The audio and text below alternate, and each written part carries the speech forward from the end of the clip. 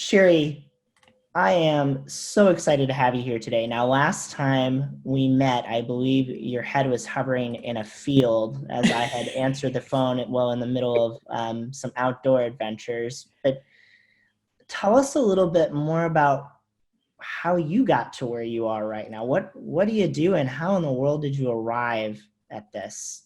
That's probably my favorite story to tell because sometimes even when I'm telling it like 10, 15 years later, I'm like, how did that exactly happen? But I was working in corporate and I was, honestly had no intention of ever thinking I would be overworking a nonprofit. And, long story short is I started volunteering Mm-hmm. for an organization that I just became super passionate about Hmm. and just realized there was a lot of value I could add. And so I eventually left my corporate position and was the first stateside staff Hmm. member outside of the executive director role. And it was a small organization, but the funding had plateaued. And but we deeply believed in the mission. They were doing international work in India, really elevating the care of uh, children who'd been orphaned, as well as kids who were born into the red light district. Oh, wow. I And that know was that was an NGO in India. it was, but there was a Yeah. U.S. 501c3, raising funds to support the work. Mm-hmm. And so, just had a life changing experience on a trip going there. And this was, my goodness, 2007. Hmm. And so the I had made it through, the recession, while everybody's kind of getting laid off every Friday. I'd made it through, and I left my job, during Oh, that wow. time. Wow. And You took the leap. I took the leap, and I thought, Yeah. I'll kind of hop over here, do this for a while, and then I'll hop back in, in corporate, and it'll be a good, great experience. And Hmm. I never left. Hmm. And it's interesting because we grew the organization tremendously. We tripled the funding in about 18 months, which was a wild ride, but Yeah, that is wild. it's really wild. But it was so fun. And I just, I'm a very, oh, that's where you want to go? Well, here's the 400 steps we need to take in this order and with this budget. Um, but I say that because, um, at the time I kind of felt like, oh, I don't have nonprofit experience. And I Hmm. looked at that a little bit as kind of a negative.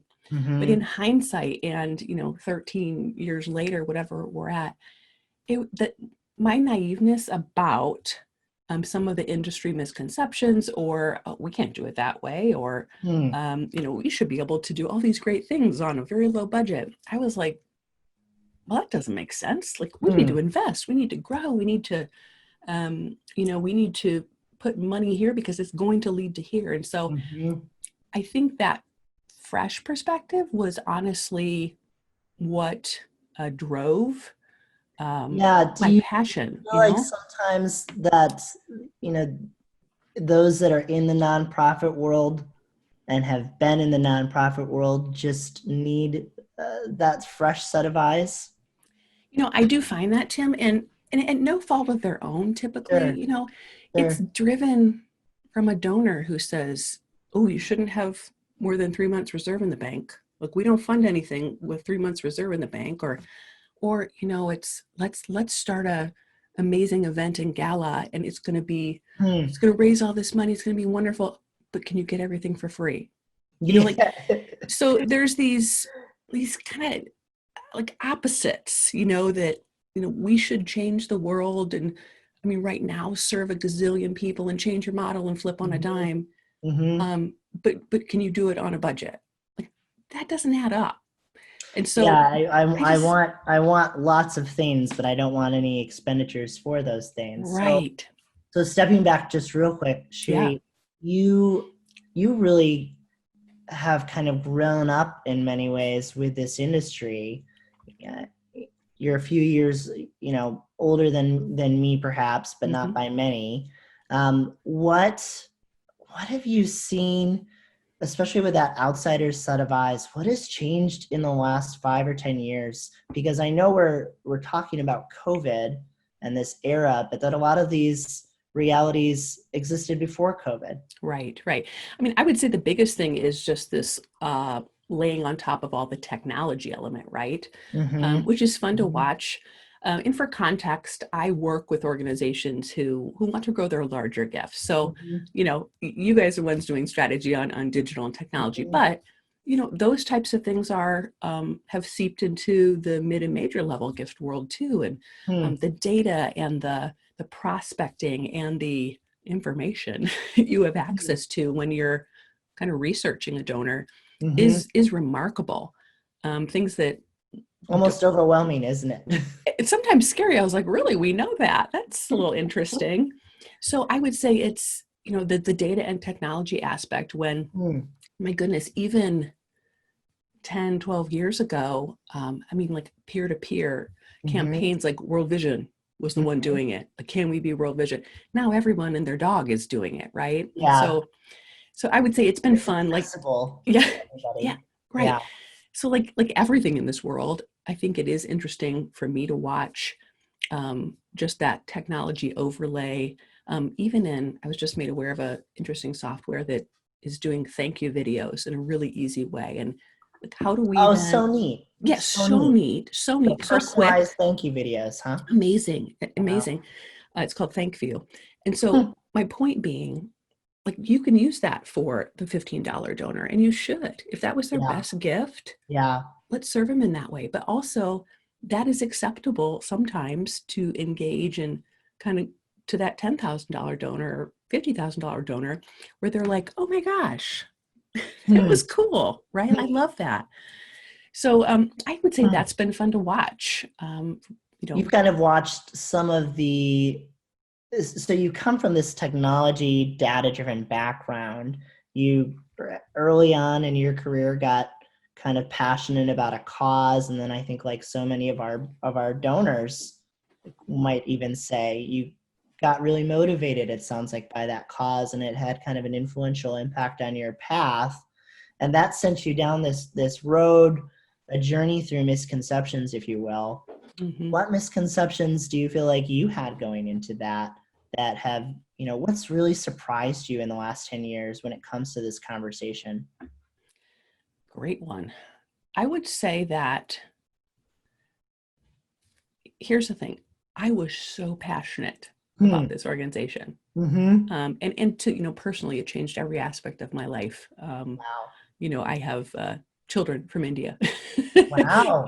sleeping Wow. in So that room, literally literally every aspect. every aspect. Wow. And so I can resonate with that founder Hmm. who saw a need in the world and said, I have to do something because it will eat me Hmm. alive if I don't. I didn't Hmm. found the, I wasn't the founder of the organization, but I was driven by this passion. Now here's what's, kind of this aha moment or realization, I guess, would be my passion is not everybody's passion, Yeah. right? And Yeah. so it's this, well, if I tell the story well and we share the need, like they would just they would Hmm. just open their wallets to us, right? Hmm. Like, why Mm-hmm. wouldn't they give? Everybody needs to get on my train and be giving, Mm-hmm. to this.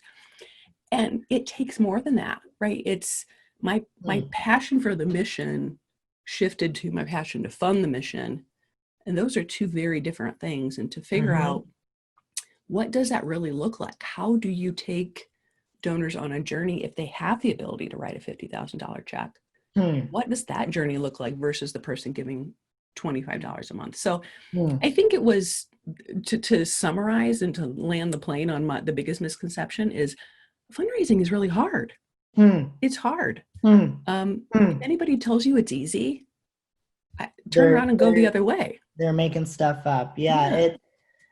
it really strikes me that you have gone through this journey yourself, and you can therefore really connect with those that you're working with. You, at the end of the day, though, are helping people ask for money, and you're doing that in an era when perhaps it's a little bit more scary than it was a month ago to ask for money.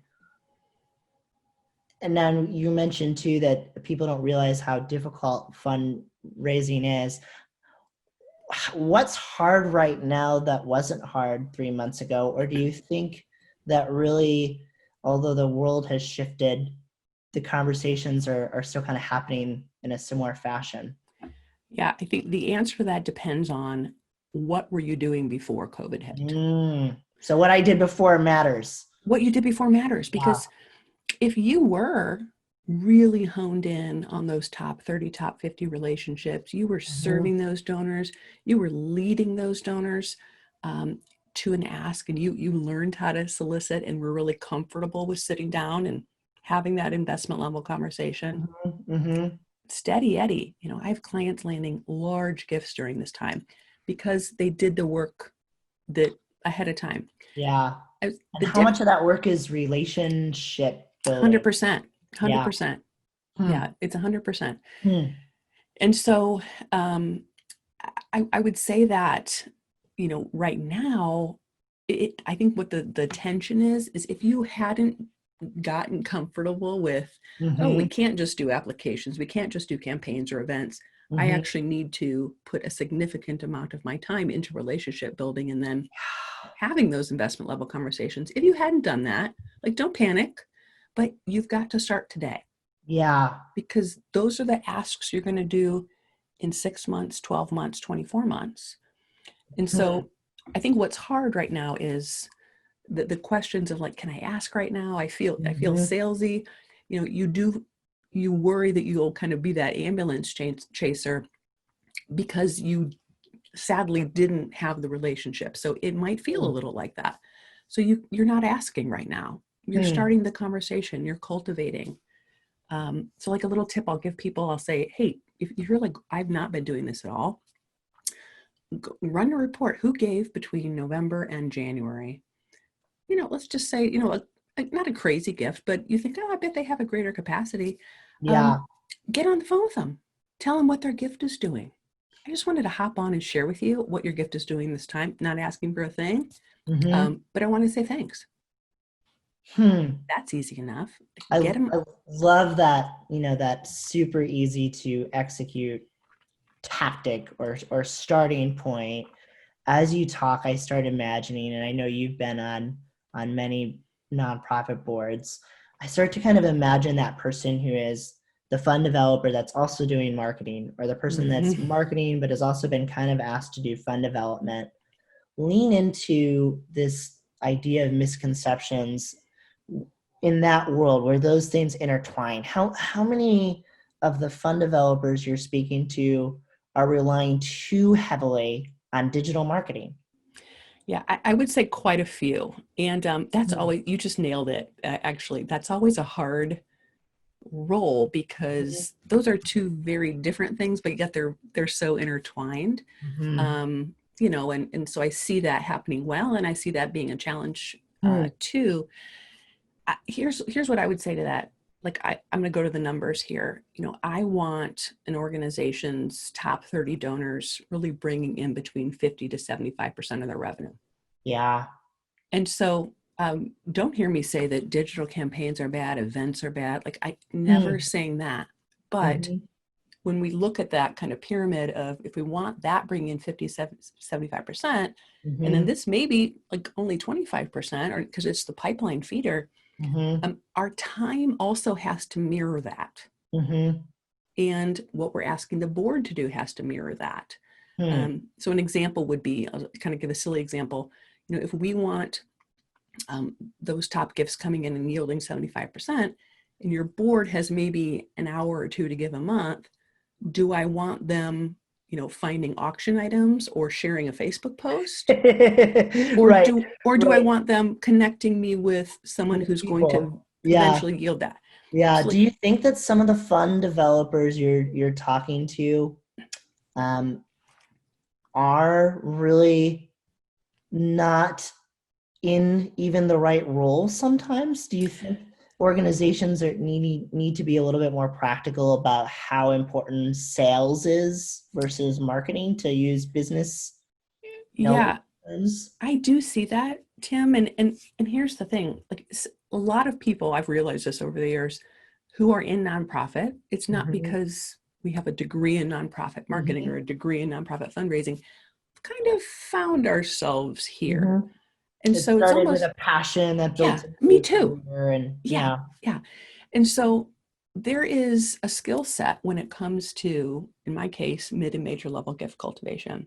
And it's Hmm. funny, I actually sit in quite a few interviews with my clients because it'll maybe be an executive director or Hmm. you know, a VP of advancement who says, I'm really great over here at the institutional giving, but I need to hire that Yeah. mid and major, and I actually don't know what to ask. Yeah. And so when my clients put out a pure development director or a mid or major level gift job description, they literally 70% of the resumes will be marketing, No. Yeah. hands down. Wow. So you nailed it, Hmm. because that's a Hmm. skill set that not everyone has had to learn, and it's okay. You Hmm. haven't Hmm. needed to know it till this time, but there's a Hmm. different language and there's a different um, kind of cadence I'm looking for in those interviews that says, I know how to meet somebody and Hmm. take them on a journey and sit down in person. This is Hmm. not an event or an appeal or something mailed. Sit down in person and ask them to invest in the organization.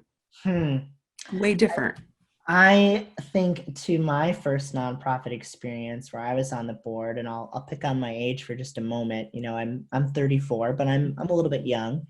Um, we focused so heavily on digital. I think we spent maybe 85% of the budget on it, but there wasn't a Sherry there to tell us that maybe some of our misconceptions needed to be addressed. And I'm sure that many have learned that the hard way along the way. But what do you do if you spot that, Sherry? How do you call that out? Yeah, and that is, I mean, that's the profile who comes to me every day who says, we're doing well in a lot of Mm-hmm. areas. And I always tell people, you didn't do anything wrong. Mm-hmm. But if we want to move and grow, get on a different trajectory, grow your reserve, Mm-hmm. like change your model, now we have to stop doing some of those things that may be kind of yielding results, and we Mm-hmm. have to start doing other activities. And Hmm. so you can start. It's just a matter of um, really learning what those donors need to hear differently, right? It Mm-hmm. needs to be exclusive. It needs to be very customized per person as opposed to per Yeah. donor segment. Yeah. So I think even to yeah, just, on our end, sometimes I'll be talking perhaps about an email marketing strategy. Now, if I pull a list like you've mentioned of the top 20 donors from the last year, that's only 20 emails. I think perhaps a more digital marketing minded individual might be tempted to do that with like an email kind of a mail merge approach. yep, And I think what I hear you really leaning into is the tension of that isn't customized, that isn't exclusive, that's not where you use automation. yeah, 100%. I literally just had a call with a fantastic woman on the West Coast yesterday, and she actually is in digital marketing for nonprofits, like a big, more like media type of Mm-hmm. thing, and like Mm-hmm. big national blasting. But she's, running or on the board of a very small nonprofit, and it's a niche. And so that aha moment, she did exactly what you just did. She was like, oh, so this is not like get all the names and blast. This is like you want me to literally like become friends with these people You and want me just to invest in them individually. like you want me to go to lunch. Yeah. Yeah. So it was like this, okay, those are two totally different things. And I think she had an aha moment on the call, but I was like, absolutely. Like these are not oh, let's just blast them. Like you Hmm. probably actually don't want them to get all the blasts because you want Right. it to As be a matter of fact, you might customized. want them to get very few of the blasts. Yes. Yeah. Hmm. So 100%. And you know what, Tim, that's a little overwhelming. Like when I bring up this concept and talk about to an ED or DD to say, like, sometimes half of your time is allocated to these top 30 donors. Yeah. That Yeah. is super overwhelming to think Yeah. like, are you kidding me? But But it here's, does tell us if we only have one hire and we're not prioritizing that we might need to go back to the drawing board on our funding model. Now, I know that for many, the core focus of their funding model is how much overhead do we actually have, and how do we have as little of that as possible outside of things that we can count as programming. mm-hmm. Talk to us about that tension. Yeah. So I want to remove the word overhead from our vocabulary. And like, let's get Gone, rid of it. gone. Um, and I say that jokingly a little bit, but I've probably also never been more serious. And Hmm. so, even let's talk COVID specific, and I would have given Yeah. this advice. Yeah, we should be cutting all costs, right? It's Marketing is gone. gone, right? Yeah, and even, what have organizations who we as communities have greatly depended on in these last few months, what have they needed? They've Hmm. needed a strong reserve. Hmm. They've needed a cash balance. They've needed to retain their staff. They've needed, like all of these overhead things have had to be Yeah. strong. Yeah, And cash so is just the gas that makes the it's machine the run. gas. And Yeah. so, you know, this like do more on less thing, it doesn't work. Hmm. It does not work. And so I am a true believer, and this is like the big hurdle I often have to get people over or get boards over. Mm-hmm. You have to be investing in all three of those areas. So you always hear, we want as much money to go to program as possible, right? Mm-hmm. But that doesn't exist. You are not going to grow your programs. You're not going to put more money into your programs if you are not also investing in admin and ops and fundraising. And so it's okay if you have a year where you spend 20% on fundraising. Hmm. Like that's so scary. Like it's okay because guess what? Sit down and tell the donor why you're doing that. Yeah. Because guess what? In 2 years, we'll be able to invest twice as much money into program. Hmm. You got to have the plan in place to sit down and have that investment level discussion with people and explain that to them. And Hmm. donors will respond positively. They want to know why you need them. They want to be understood beyond just a dollar sign. Would you say that's true? What does that even look like? Absolutely. Sometimes I'll say things like, we have to show the donor like what their investment will do.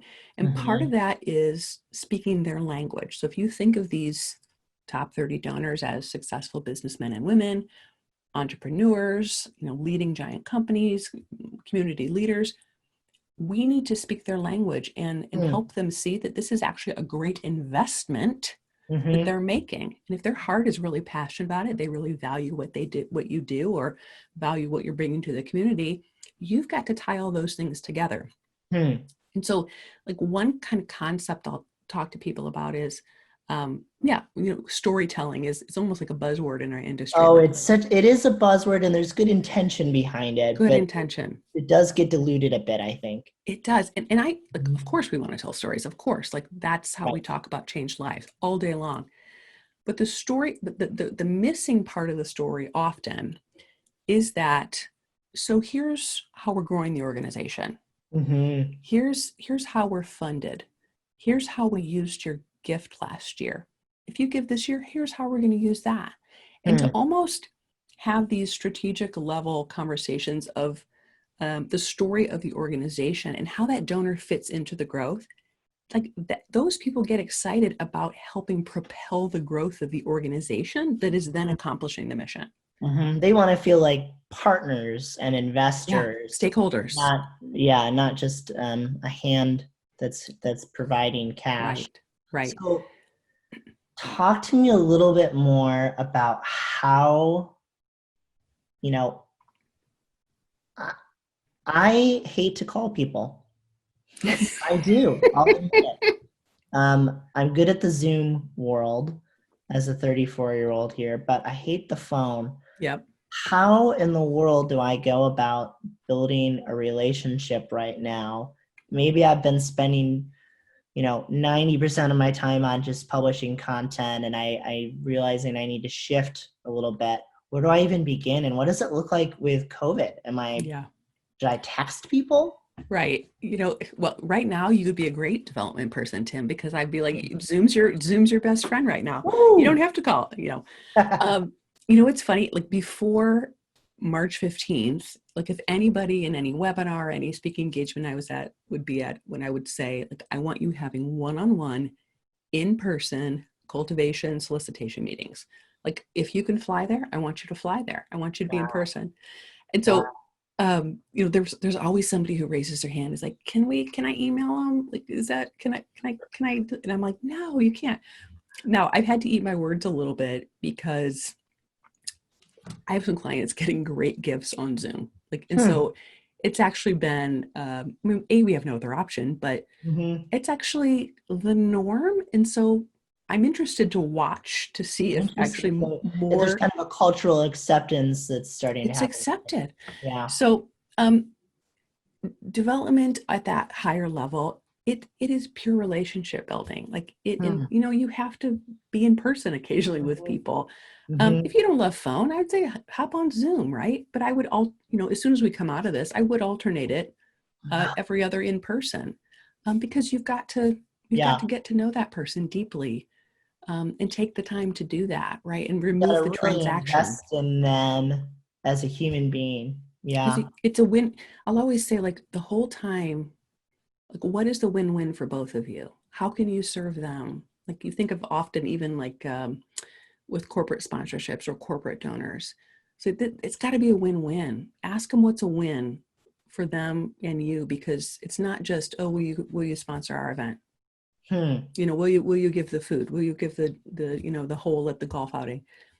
How can we serve you in this? How can Hmm. we? It's beyond the logo on the back of the shirt, right? So there's so much money left on the table when we don't have that kind of dual serving mentality. Mm-hmm. It's great opportunity in that space. So, Hmm. so Tim, Digital like, hasn't changed that, has it? It hasn't removed the realization from any two people as to whether or not there's a true two-way investment. right. And Yeah, maybe I there's agree. different ways to communicate it, but we still deep down we know, don't we? If it's really not an Yep. investment and it's more of just a give me, give me, give me. Yeah. I mean, you can like, that's that salesy thing none of us want to be, right? Mm-hmm. It's the same in fundraising. And so, Mm-hmm. Hmm. one other concept that I'll just lay on the table that, I think is really important for people right now watching this, no matter where they are on their journey. But I always prioritize, especially in those top 30, top 50. I always have my clients prioritize on, like, single source decision makers, the Hmm. people who when there is a crisis, or there is an opportunity, you actually can pick up the phone and call them. Like, them. Yeah. Hey, And we've got a hey, problem. hey, Our can I? basement is flooding. Yeah, 100%. Yeah. So I'll say, how many of those top donors are single source? Like, you can literally pick up the phone and have a conversation. You have a deep enough relationship with them that Hmm. they're like, we've got you. Hmm. That is a true indicator. And so when organizations come to me that have a very heavy funding model, they might be a $5 million, $10 million organization. 90% of that is coming in from program revenue and foundation funding. Mm-hmm. How great that you have that, but those are not single source decision makers, Hmm. right? And so there's red tape. We got to have 20 votes. I'll always check that sort of thing. And, Mm-hmm. for the person who is not a natural relationship builder, it's like, oh, I'd rather be behind my desk. Mm-hmm. I get it. Mm-hmm. That's kind of like, oh, don't make me do that. It Mm-hmm. is so important. It's so Yeah. important. Yeah. And even if it's not something that perhaps you plan on doing, we have to acknowledge, I think I've read in some of your writing, this idea of we acknowledge what we're not good at so we can Right. bring in expertise to help us address the holes in our capabilities. Right. Right. And that's kind of that costs money to say, I Mm-hmm. don't know how to do this. So Mm-hmm. I need to pay somebody and spend Mm-hmm. overhead for me to learn how to do this. Mm-hmm. That's sometimes hard for a development director or an executive director who says, I think I should know how to do this, but I don't. And so, there is that risk element involved, and it feels scary. But I'm a true believer, like my own business. Like, when I hire coaches, yes, is it scary for me to push the button and be like, oh, that's a lot of money? I've Mm-hmm. never regretted it, because it's leveled me up in an area where I thought, gosh, I thought I was doing okay there. And that was a game changer. I'm so glad I invested in that. Yeah, It's the same thing. part of the idea of continuing to figure out how to navigate this change is also being willing to navigate some of the changes maybe we need to do individually as well. Right. Yeah, So, I think that's good advice. I think it's good advice. So I'm a believer in investing in every part of your organization mhm. and not letting those overhead percentages drive your decision making, because that is never going to allow your organization to grow. Hmm. And when Hmm. 91% of nonprofits in America are under $5 million, to me, that's why. It's like Yeah, we're like we're still, afraid. we can't get up the next step if we don't have some rocket fuel, Rocket fuel. right? You nailed Right? it. You nailed it. Whew. Sherry, I really love having had the chance to hear your story. You kind of started with a passion. You tackled some of maybe your own misconceptions, and in doing so, you helped uncover a lot of misconceptions. And now you're kind of removing those as part of your day to day. You mentioned here just now this idea of investing in yourself. Tell us, share with the audience a little bit. What are you doing to invest in yourself right now? Oh, I love that. So, I've had kind of up and down pockets of time. And so Mhm. last year, I guess maybe more like 2 years ago, I invested in a business coach, just to help me with my own pipeline, right? Like I'm kind of taking my Mhm. own, taking what I preach to heart. Got to drink your Kool-Aid. I got to drink my own Kool-Aid. And, I was like, okay, there's a lot of things I was doing well, but gosh, yes, I need to be better at, putting my voice out there. We were talking about LinkedIn and those types of things to say, no, I have some things I want to share, and just owning it and putting it out there. And so that put me on this journey of, I need to be investing in Sherry so that she can scale her business to Yeah. what I want it to be. And so I've really been taking this journey from, past years. This is the 8th year of my consultancy. Past Wow. years of Sherry the consultant to Sherry scaling a national business. Carry the team. The team. And so Yeah. here's a really great thing I'm doing right now, and it has been a game changer. And I'm only on like session 3. Mm-hmm. Um, I was made aware of a woman who does, I guess you would call her a voice coach. Okay. But in essence, she's helping. Um, she helps people who do a lot of webinars and podcasts and those Mm-hmm. types of things. And I was noticing I was doing the thing and that sort of, Oh, yeah. that sort. But Yeah. it was more of a mindset thing of, how do I really share my expertise with somebody, and be vulnerable to share my own story, Mm-hmm. and to Mm-hmm. really say, hey, I've been in your shoes, I can help you, and kind of open up some of that kind of stuff. And so I've been taking this phenomenal class with her.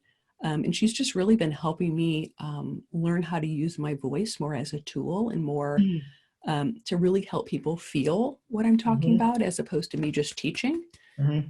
Burr, Um, burr, burr. Yeah. yeah, Which is something I think so many of us, are guilty of, especially these days. yes, and I get so excited. And so, like, I teach all day long. So I do my 90-day program all over the country all day long. So I am teaching at the computer all day long. But then Hmm. when I go to, teach a webinar, it's like I go into teacher mode, right? Yeah. Yeah. Um, so it's been really interesting, because it's a lot of mindset things of, um, you know, am I as confident? Like, why do I not sound as confident as I believe like my Hmm. program works, or those sorts of things that I just have had to kind of open up and be vulnerable and say, I want to improve in this area. So that's actually been like really fun for me these last couple months That's to great. to That's unearth great. that. Yeah.